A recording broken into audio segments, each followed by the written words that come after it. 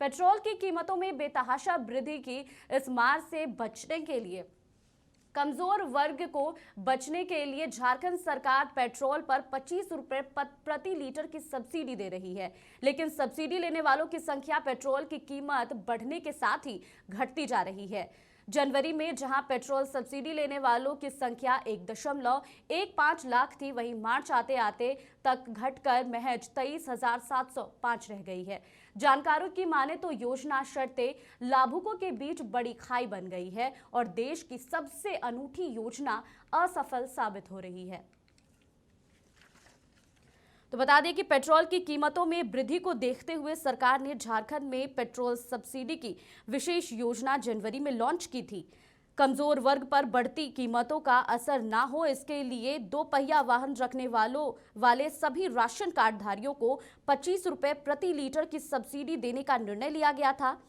यही अधिकतम 10 लीटर के लिए था। प्रत्येक रजिस्टर्ड लाभुकों के खाते में प्रतिमाह 250 रुपए की राशि कुछ शर्तों के हिसाब से दी गई थी, जिसका अनुपालन लाभुकों को करना होता है। यही शर्तें योजना व लाभुकों के बीच खाई बन गई है, जिससे जो आम जनता है उनके पास तक इस योजना की पूरी जानकारी नहीं मिल पा रही थी, जिस वजह से कह सकते हैं कि सरकार उपहार दे रही है लेकिन ये लोगों तक नहीं पहुंच पा रही है।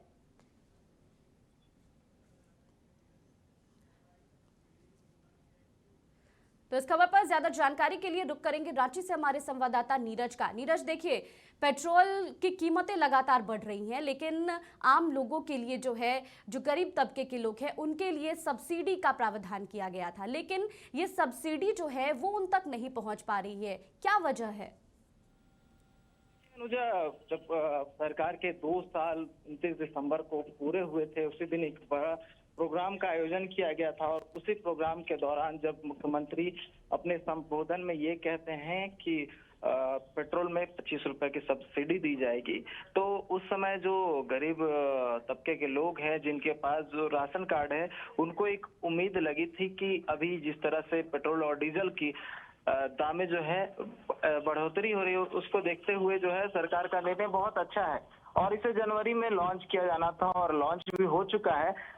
लेकिन शुरू से ही इसको लेकर सवाल निशान खड़ा होता रहा है, क्योंकि इसकी प्रक्रिया है काफी लंबी है। आपको अगर इसका लेना हो फायदा, उसके लिए आपको सबसे पहले तो ये आपके पास गाड़ी होनी चाहिए और गाड़ी के साथ साथ आप गाड़ी का लाइसेंस होना चाहिए। जो अगर कार्डधारी के पास लाइसेंस नहीं है खुद का, तब वो ये योजना का लाभ नहीं ले सकता है। साथ ही परिवार के किसी भी लोग के भी अगर गाड़ी है तो उसे सबसे पहले डीटीओ का एक ऐप है, उसमें आपको अपने आप को रजिस्टर करना होगा, सारा डिटेल्स डालना होगा।